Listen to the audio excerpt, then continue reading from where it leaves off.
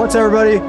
I'm Brad Hart. This is Make More Marbles. Check us out at makemoremarbles.com. You can check out my books. I got the 8-minute Mastermind, how to add 100K to your business in 5-10 hours a month. And that's at 8minutemastermind.com. We've got an event coming up here in October. That is October 5th through 8th. It is entirely live and virtual, called Mastermind a Million. So if you're looking to kickstart your progress, we had one client who made $350,000 in his first 3 weeks after the event. Very exciting stuff. You can go to mastermind2millions.live and grab your tickets there. And then finally, we just launched a new course on investing. So in 100 minutes, you can get your investing set up on autopilot, take all your time back, and you're ready to rock. And that is at moneymastermind.live/3buckets. That's moneymastermind.live/3buckets. Chris, welcome to the show. What's up, my man? Not much, man. How you going? How you going? I'm going really well. Today's topic is we're starting a new business. I know. I heard you are. Starting a new business. So if y'all haven't known what I've been doing, or if you're just joining me for the first time, by the way, #live, #replay. My name is Brad Hart. I've been an investor for many years, since I was 16 years old. I've been in business since I was in my early 20s. I have failed a lot. I've probably launched 100 things. I've had maybe 10 or 12 of them succeed really well, right? And that's great. It's a numbers game. It's an averages. I'm trying to up my average each time, and I'm learning new things each time. But I haven't really started a new business in quite a while. And now I'm actually starting, 3 businesses technically? I mean, in different orders of priority, but it's like, there's a lot happening behind the scenes right now. And I gave one of my clients the advice of like, hey, share your journey of what you're going through behind the scenes so that people can relate and also learn and draw inspiration and all this stuff. So that by the time you launch this thing, it's like, you know, they're not just hearing about it for the first time, and you're not like swept up in whatever is going on that day. Like the active, you're warming them up. You're warming them up. You're talking to them. You're engaging, and they're getting value just by hearing the story. And maybe they're trying to do something that's scary and hard for them too. And going back to that, like a lot of times on social media, you only get the highlight reel. You only get the finished product. You only get the prim proper thing. But in reality, like this has been really hard. This is really testing my capabilities, a leader, a team builder, an investor, you know, all these things that are part of my identity. They're being called into question because I'm doing something that's hard and new for me. And I've learned a lot of mistakes and lessons that I think would be valuable. So, and you've also joined, you know, you've been a client for 5 years. You're starting to help me with some of the stuff. You're seeing how kind of some of the crazy stuff happens behind the scenes. There's a lot to it. So I'd love to hear first from your perspective, what you believe the business was before you started. Then after spending some time with me and joining in the business, what it's been like now. And then I'll load the new stuff on you. We could ask some questions and go back and forth. I guess like for me, when I first started, I kind of, let's take Build a Mastermind, for example, because that's where I've been, you know, most of the time. When I first started, I was like, I don't even know what a mastermind is. So, okay, cool. First, educate me on what this thing is. So it's that education on that side of stuff. And then it was just really systems. Like you do this, then you do this, then you do that, and then you do that. And you get a result. And then you win. And, you know, and you repeat it and you repeat it. And, you know, I've stuck around because it works. I've stuck around also because I watch you and you do it the same thing in every single system. Like everything that you've done that I've watched you do. I mean, we've become friends. We've done crazy motorcycle masterminds and slept in tents together, and everything you do, you go, okay, cool. Do this equals this equals this. And then we win. And so it's pretty cool. It's pretty cool to watch. And then the other thing that, and actually Kristen and I talked about this the other day. She's like, oh yeah, Brad's going to do this new thing. Oh, okay. Yeah, no, he'll win at it. Because he just has this. Well, it's this. And I remember in the very beginning when I first joined up with you, and I had this thing of, oh, you know, I'm just a cop. Why would some people pay me to come, you know, help them become cops? And you're like, Chris, take some of my confidence. I have enough of it. I was like, I've used that one because with my clients, they need confidence to actually build the fitness and mindset to become a cop. Right. I was like, you know, it's possible. I know it's possible. Yeah, exactly. You've seen it happen for people who were way worse off than them, who ended up way better off than they are. So, you know, it's possible. So you just like, you're not being egotistical. It's like, no, I've seen this happen a bunch of times. You haven't. Take my confidence, which comes from my reference points and my experience, and use it to take action and build your own confidence. Chris and I were talking about this the other day. I was like, oh, Brad's doing this new business and has this new idea would build a mastermind, and then also now the real estate stuff. And she goes, oh yeah, it'll happen, it'll work. because Brad just knows it'll work. And if it doesn't work, he'll shift, he'll pivot, and it'll work in a different way. Yeah. And it's just that when you have the systems in place, you can do it. It's, you just follow the process and you have the system. And one of the most telling things for me was when you were hanging out at the house and we were just playing video games. Like, I love Modern Warfare. This is one thing people don't know about me, is I love video games. There's probably like 3 or 4 days per quarter where all I do is play Skyrim or Grand Theft Auto or whatever it is, right? And I just go down this crazy rabbit hole. And you're like, wait, you play video games? I'm like, yeah. He's like, when the hell do you have time to play video games? Because you just assume I work all the time, right? Well, it's funny. You have this image because I see you a lot with work, and then I'll either see you with work or we'll be full play. And that's where we've known each other up until I was in the US earlier this year. And then I came and stayed at your house for, twice for 10 days at a time. And it was like, oh, wait a second. Brad is human. He's not a robot.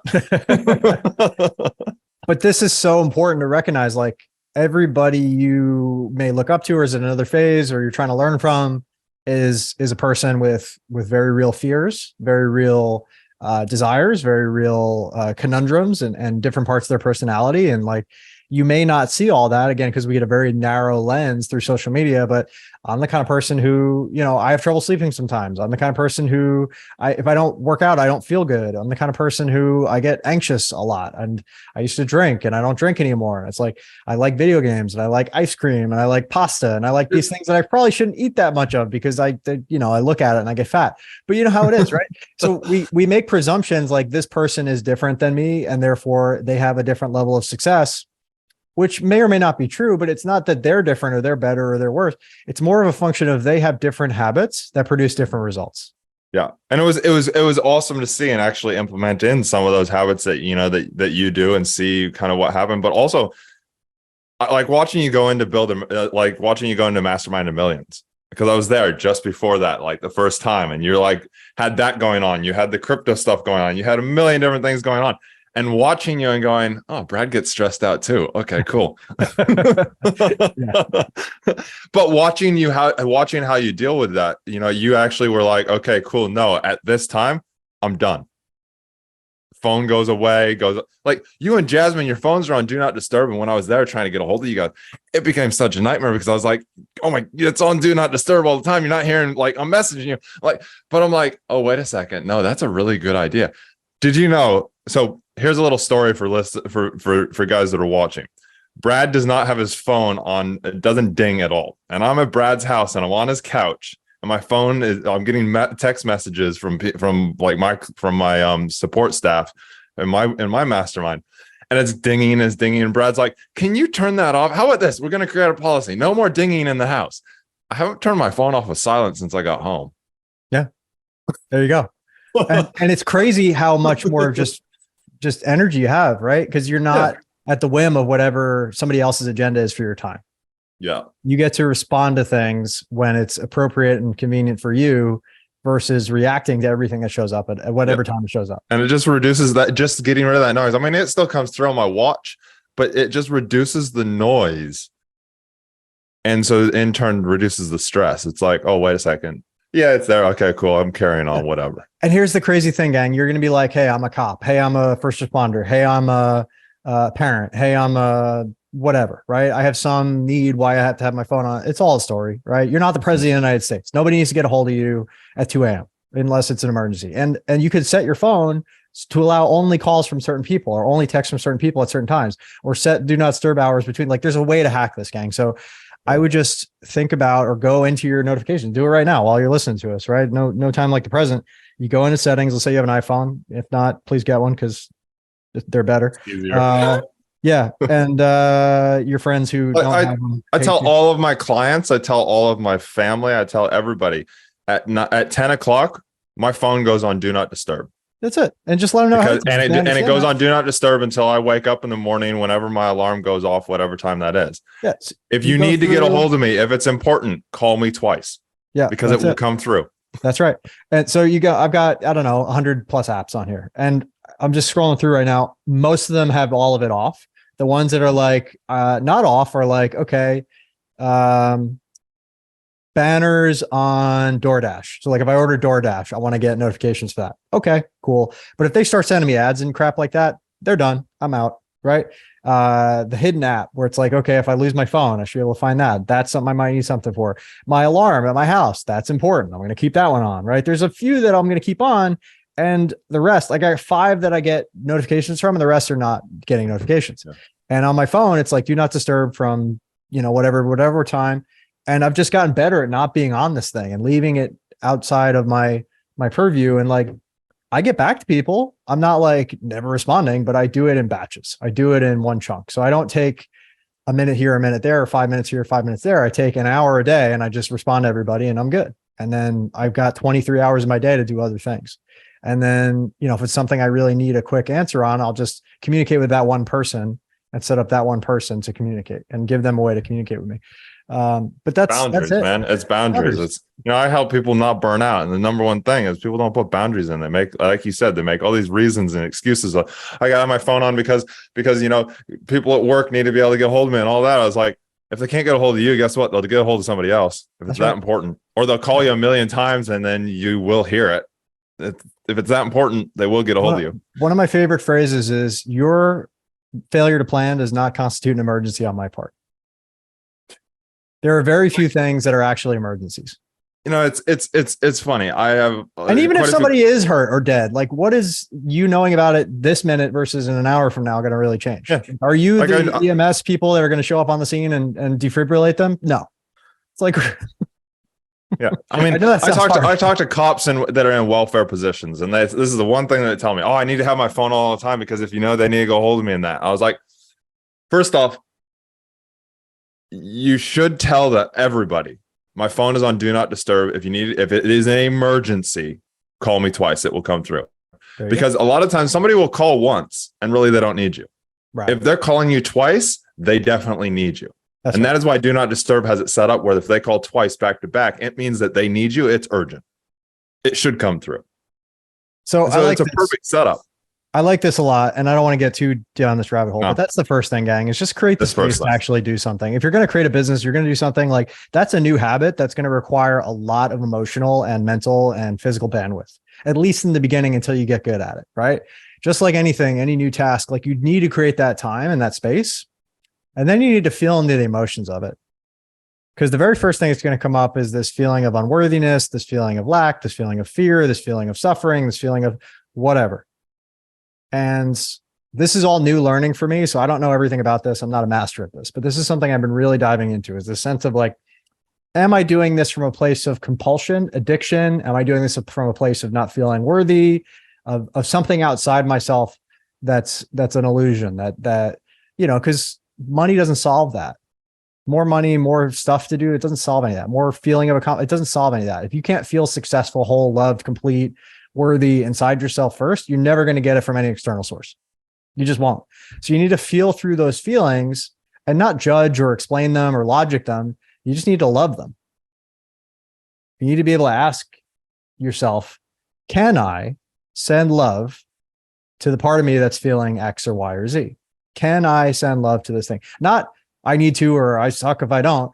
Can I send love to the part of me that's feeling small, to the part of me that's feeling like an imposter, to the part of me that's feeling shame, to the part of me that's feeling fear, to the part of me that's feeling guilt, and just really feel that love for that part. All that part of you wants is to be heard and seen and felt, just like you as a whole, as a conscious being, want to feel heard and seen and felt by the people you care about and who you love you. And if you can't love yourself, it's an inside job. You can't love anybody else as much as they really deserve to be loved.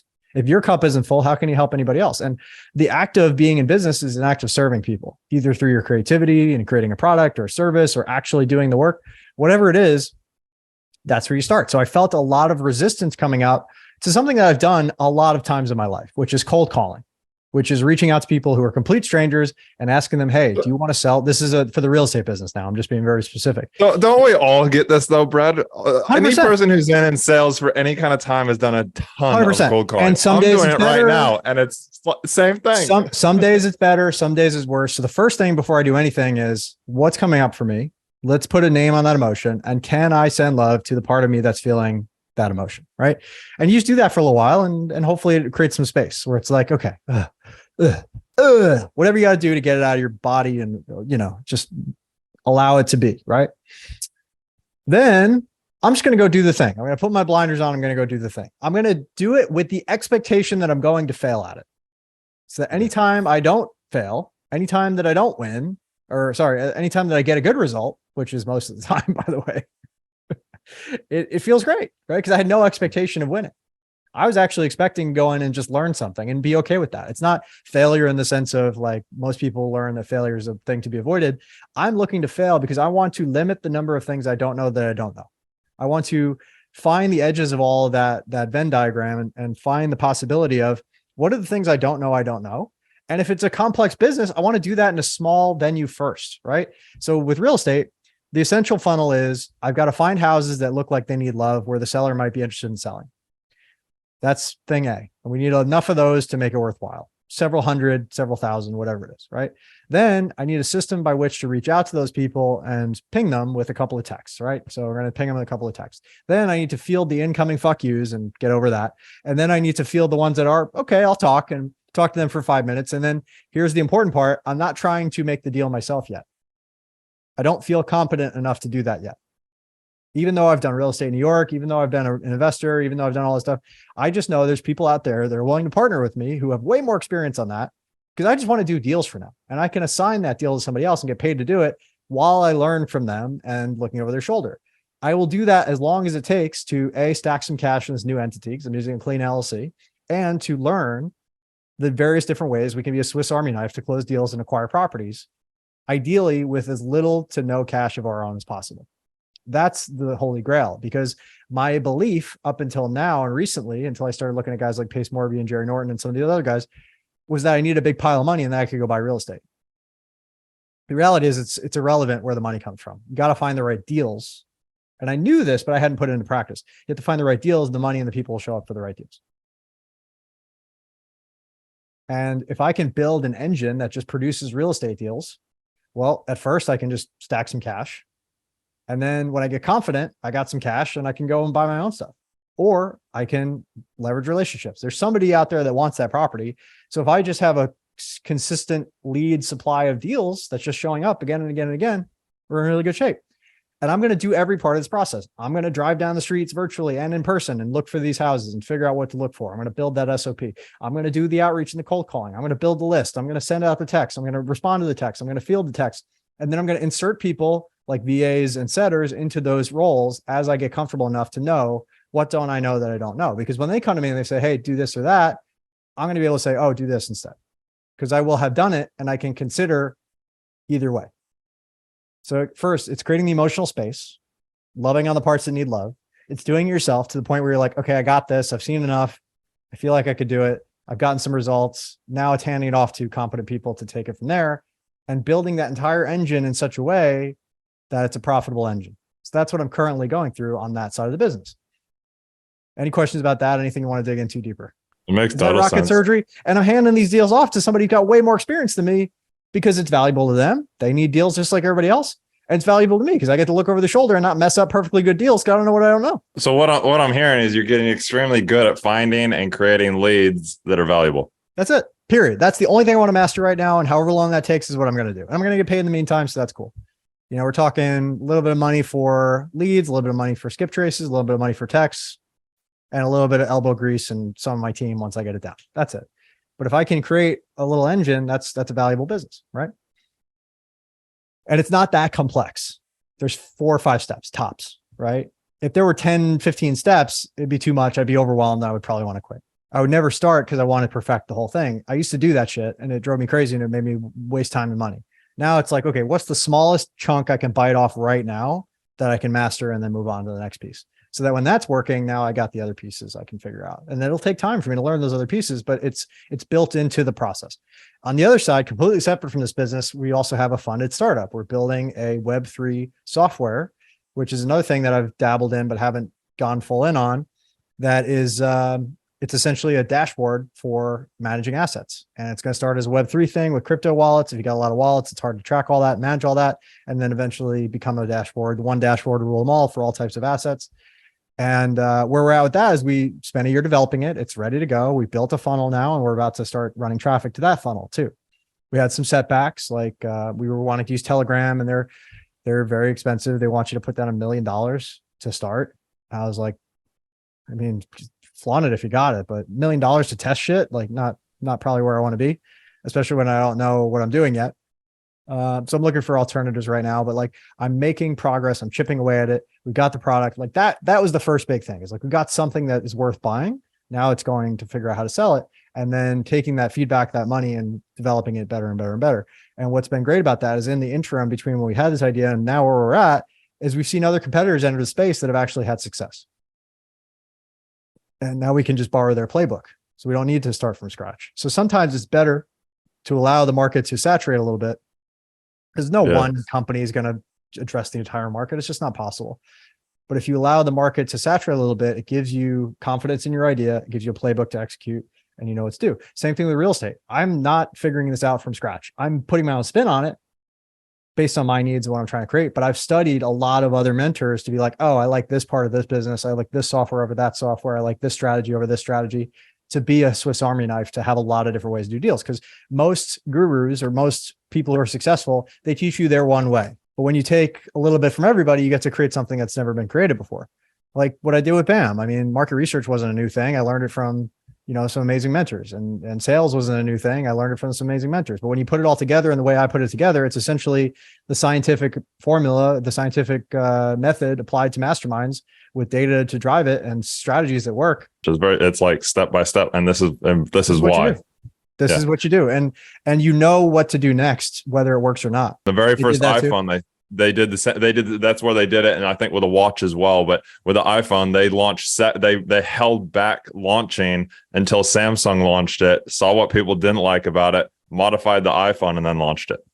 Yeah. And that's a strategy that I think can work no matter what. And if you're just starting out, it kind of doesn't matter. You're not going to make as big a wave as Apple. It really doesn't matter what Samsung's doing. Like, just get in the game and learn, right? Do something that's valuable, make some money, do something. But if you're at a place where you can kind of bide your time and you got money in the bank and you like know what you're doing and you got investors or whatever it is, like you owe it to them to measure twice and cut once, not just wing it and waste a bunch of time and money. And if somebody else is already out in the market, spending a lot of time and money to figure out what works and showing, success leaves clues, showing progress, and you could just copy what they're doing or put your own little spin on it. Even if you're half as successful as they were, you don't have the risk of being the first mover and potentially falling flat on your face. Yeah. So there's the piecemeal version where you're learning from a lot of mentors. There's the competitor version where you're taking what's working from a lot of competitors.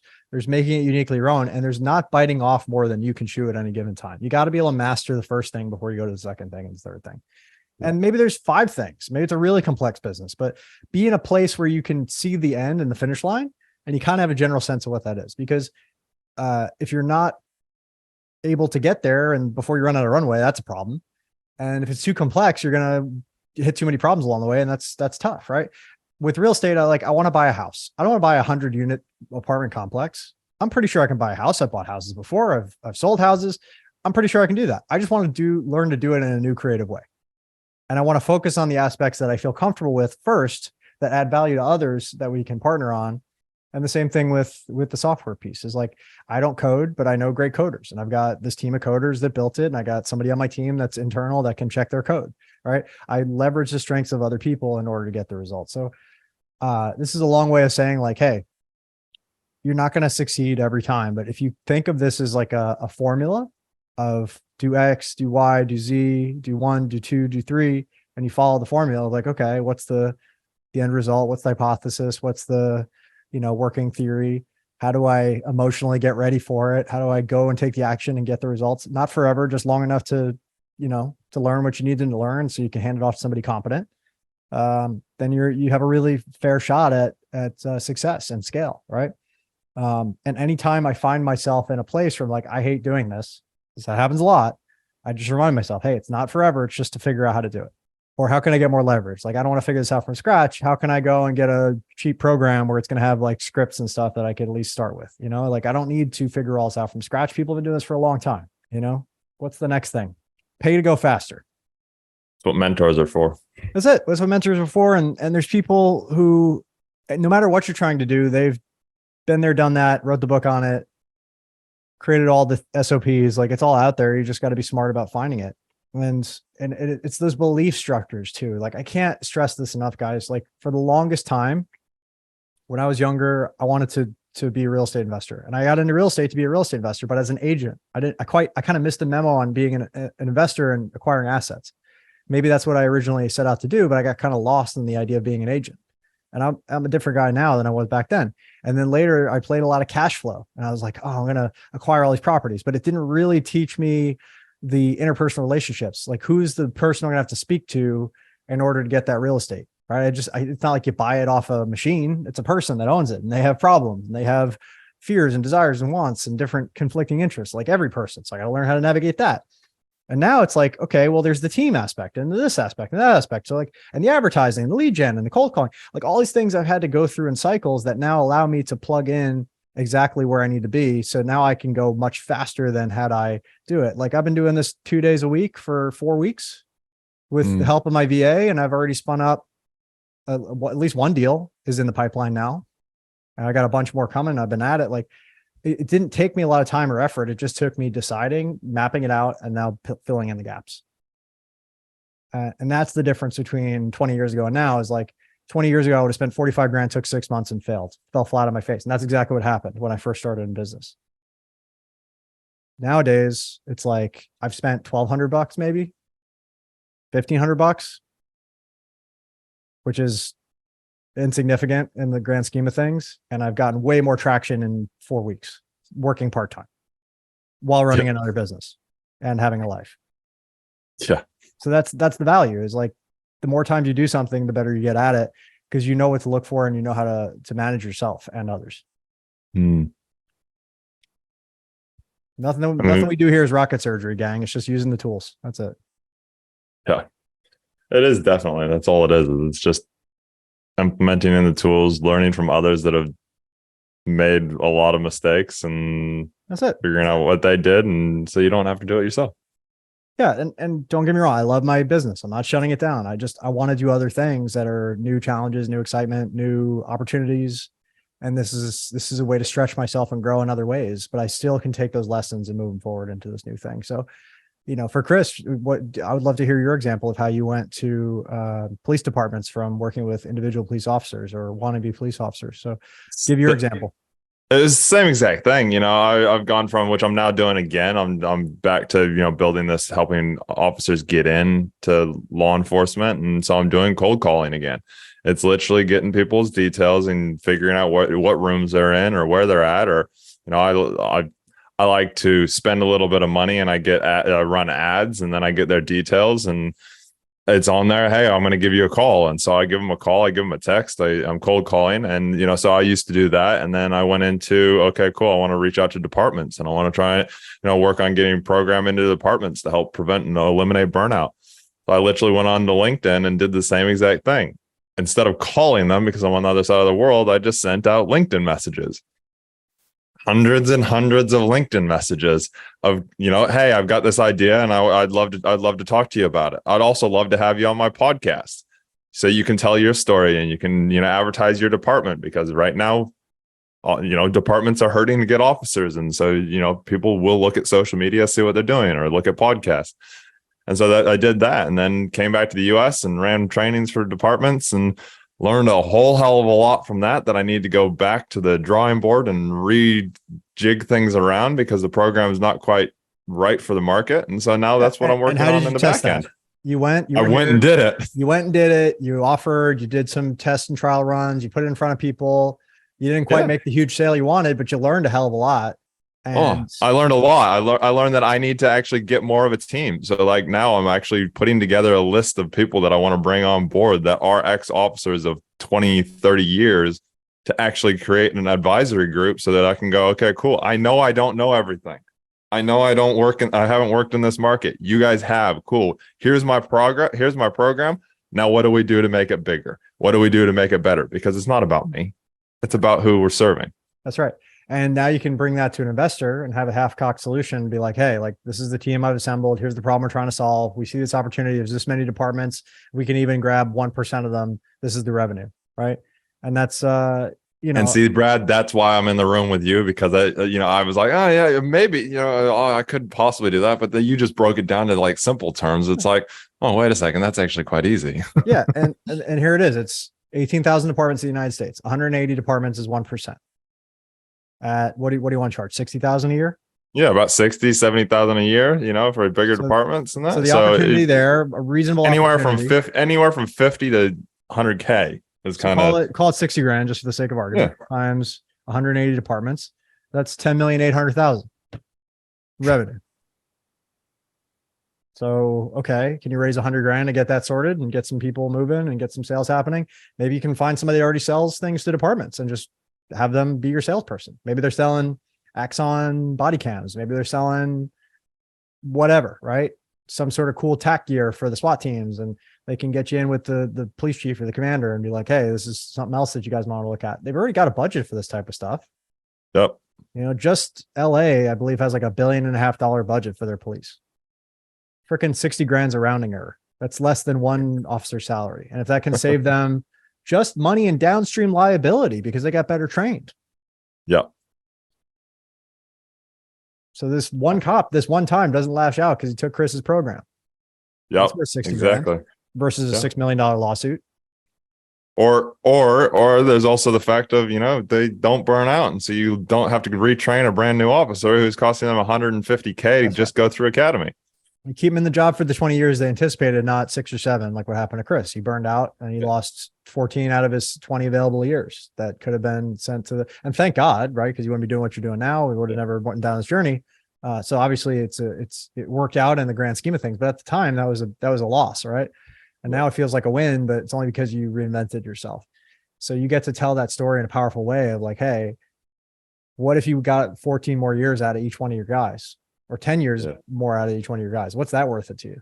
Right. So you're not having to rely on newbies to train newbies. You have real experienced officers that have been there for a couple decades that can actually pass on the lessons. And you're looking to minimize the single point of failure and save yourself downstream liability of 100x what you're paying. Yeah, that's where a pitch starts to make sense, where it's like, oh yeah, okay, I'll spend $5 grand a month to save 500,000, Exactly.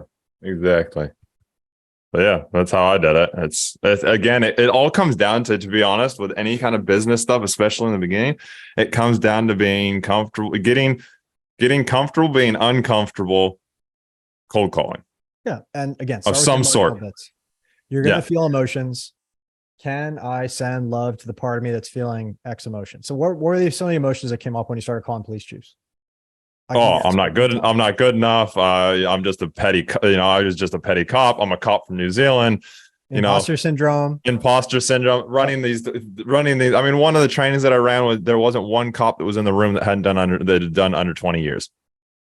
Every single there, I did 24 officers in one day. Not one of them had less than 20 years of service. I did 7 burned out and hit rock bottom. It's like, so yeah, all those emotions come up. Am I good enough? Is this going to work? It's really the am I good enough one comes up all the time. Can I send love to the part of me that feels like he's not good enough? Can I send love to the part of me that feels like, who the hell am I? And why would these people listen to me? Can I send love to the part of me that feels like I have no business telling these guys who've been on the job for 2 decades, or you can flip around. You can be like, hey, what can I learn from these dudes that have all been in this for 20 years? Like, what are their strategies to cope with this shit? Because which is why I run the podcast, so that I can learn from the. When I first started reaching out to people who could be on the podcast, especially cops and chiefs, and that it wasn't even for this program initially. It was like, I want to learn from these guys. Departments are struggling to hire people because nobody wants to go in. But I'm like, let's get that information out there. Let's talk to these officers, are seeing the insides. That's it. So again, this is a long-winded way to say, what's the plan? Create the space, chunk it down, only bite off so much that you can chew at the moment, master it yourself, and then start to get some leverage and delegate as you go. Yeah. And again, proof of concept is everything. If you can get from 0 to 1, 1 to 10 is a lot easier. 10 to 100 is a lot easier. 0 to 1 is the hardest. So you got to keep the faith. You got to create the space to go from 0 to 1. You got to take the action. If you can find people to mentor, if you can find competitors to model, make friends with your competitors. That's another thing people overlook. It's like, if somebody's out there crushing it, doing what you're trying to do, just be like, reach out to them, be like, hey, I really love what you're trying to do. We're trying to do something similar. Can we chat? Can we maybe support each other? Because you're not going to capture the whole market and I'm not going to capture the whole market. And if they're not into it, they're a loss. Mm. But if you're serving the same mission, why wouldn't you talk to those people? It's all about the mission. It's not about the maybe they'll hire you. You can learn their business inside out and then go start your own, like that. There's no downside to that conversation. You know what you're up against, or you get some crazy benefit you would have never expected. But all of us, hear me now. All of us have scarcity. All of us have stuff show up in our mind that is not true, but we believe it long enough not to take action. What if we suspended our disbelief just long enough to take the action to see what actually would happen? Okay, cool. Let's use that same ego to now drive through that. That's and it. Actually get it done. That's it. Because we're all here once, gang. All this illusory fear crap that we deal with, everybody deals with, is that's part of life, right? And you can label it as a negative, or you could label it as, this is a part of me that I need to show love to, just like I love the best parts of me, right? And the faster and sooner you can do this, again, this is advice I need to hear, which is why I'm kind of peppering it in my own brainstem right now. Is I'll do stuff for a while into work and I'll forget. I'll go right back to drifting. Yeah. So this is me getting leverage and accountability on myself to be like, hey, where am I at right now? What am I feeling? How can I create more space for the task at hand and actually not take anything personally? Because if somebody says, hey, fuck you, lose my number, that says nothing about you and everything about them. And that's not somebody you would want to work with anyway. It's not like you got to convince that person. They're convinced. Just yesterday, cold calling them, called one up, it went straight to voicemail. And guess what the voicemail was? Fuck off. I was like, okay, cool. That is definitely not somebody I want to work with. It actually why have a phone if that's your message? I was like, oh, this is awesome. I was like, this just like concrete. If that's really who you are and you really don't want to be involved with people, great. Don't have a phone, period. You don't need to be contacted. Exactly. I was like, that is, yeah, perfect. You could save $60 a month by switching to no phone. Yeah, exactly. We just saw this. We're switching from Active Campaign to Go High Level, which is two different email services. And I was just looking past the 5 years that we've been on Active Campaign. We sent like 14 million emails. Wow. Like 1.8 million of them have been opened. And like 60,000 of them were clicked on. But if I was like looking at everyone, scrutinizing, why didn't they read it? Why didn't they open it? Why didn't they click? I wouldn't have had 60,000 people click something in some email. And I'm sure it's some of the same ones multiple times. But the point is, like, we made millions of dollars in aggregate, not because of any one thing that happened, but because of all those things that happened. Yeah. And if we didn't have the consistency of being able to send 500 plus campaigns and 14 million emails over 5 years, and we're not the biggest in the world, but like, we would have never, you can't have the result without putting the inputs. Oh, so when in doubt, get the inputs down and the outputs will tend to normalize, and then you can focus on optimizing. But you have to have something moving in order to optimize, right? You got to do something. So even if that's you picking up the phone for the first few times, get some momentum. And if you're not comfortable picking up the phone and talking to somebody else, there's also other ways. Send text messages, send Facebook messages, send, because you don't have that, you don't get that, there's a little bit of a disconnect there. Then build that confidence up to, okay, cool, I've got their phone number, I've texted them, now I'm going to ring them. Right. I mean, there's days where I'm like, I just don't feel like peopling today. Yeah. I'm not going to call people. I'm just going to send them a text message. Those that respond, guess what? They're really actually quite warm. If they're responding to a text, cool, perfect. Now you're organizing a time to actually call them. And now you're not just cold calling them. You're actually warm calling them. That's right. Because they agreed to be called. Yeah. At a certain time. Yeah. And be real with people. That's the other thing I've noticed is, like, if you say it's going to be 5 minutes, it's 5 fucking minutes. That's how long you got. And at the end of that 5 minutes, be like, thanks for your 5 minutes. We'll follow up. Yeah. Oh, no, I want to talk. Okay, cool. Well, it's on them now. Like, but if you said 5 minutes, don't break trust with people you haven't even met before. Because everybody's looking for a reason not to trust you. Give them every reason to trust you. Yeah. I've had that on sales calls. I say they're going to be 45 minutes to an hour. And if they get approaching an hour, I'm like, hey, look, it looks like this call is going to go over. We can cut it short here. And, we can throw, I can tell you exactly about the program, or we can continue on and really make sure that this is right for you. I have not had one person that goes, no, I'm done. I want out. If they're saying, no, I'm done, like, I've got to be done at the hour. They would have said that by what? They would have said, they would have come up with some excuse and they wouldn't have signed up anyways. That's right. So again, just if you say you're going to do something, do it. Pay attention to what you say, because that's what they hear. Even if you aren't fully present to what you're saying, become present to it. Keep your promises. So that's another thing. Like, especially with strangers, they have every reason not to trust you, and you might have the best intentions in the world, but everybody needs and wants something. So just own that. You know, like I've just been reaching out to people saying, "Hey, I'm Brad. I'm a local property investor. Would it be a ridiculous idea to consider an offer on your property?" Right. And if they say something, no, yes, great. Thanks for your time. Or, you know, have a blessed day, whatever. Like, I've never mean to people. It's just, you know, cool. It's next one. And, you know, if I hit up 200, I got exact numbers here. If I hit up 200, I got 30 responses, 13 that were positive, however many were negative, one appointment so far, and I still got follow-ups to do. So it's like, you know, it's a numbers game somewhat. Some people want to sell their house. Some people don't. Some people are reasonable about their expectations. Some people aren't. Some people, you know, one system's going to work for them, another won't, right? You don't have any control over that. All you have control over is your inputs and how you show up. Yep. The outputs will take care of themselves. So again, we're building either through paid or organic or both. We're building an audience to which we can then launch a lifetime deal for Blockdash. You can check it out at blockdash.com, and you can get our free course and all that cool stuff. You go to blockdash.com/free-course. It's a really valuable course there that you could check out for free. We're also doing, you know, the real estate stuff, and we're just focused hyper local on a few zip codes here in Phoenix to start, but we can literally take this anywhere because it's working here. So that's cool. And we'll continue to refine that. Again, like, I expect by the end of the summer, we're going to have some really cool stuff happening. So if any of this is valuable for you, we'd love to have you involved. Again, if you're interested in masterminds, you got the mastermind book, the mastermind event.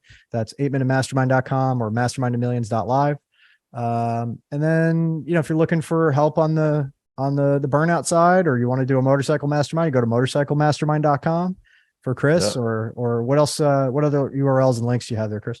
Yeah, so you can go to createfromwhy.com. That's createfromwhy.com, and you can see everything that I do. So we got fitness stuff. If you're looking at joining the police force and you want to, you know, set yourself up right, both to pass the fitness test and also mentally wise. Motorcyclemastermind.com. You can see what we did earlier this year. We are currently planning the next one. It's looking like it's going to do Zion, Bryce, Arches National Park, kind of areas. Sweet. All putting it together at the moment. So that'll be fun for next year. And so, yeah, once that's up, we'll update the website. But yeah, it's all a bunch of fun. Love it. All right, everybody, have a beautiful day. Stay blessed, and I'll talk to you on the next one. All right, take care.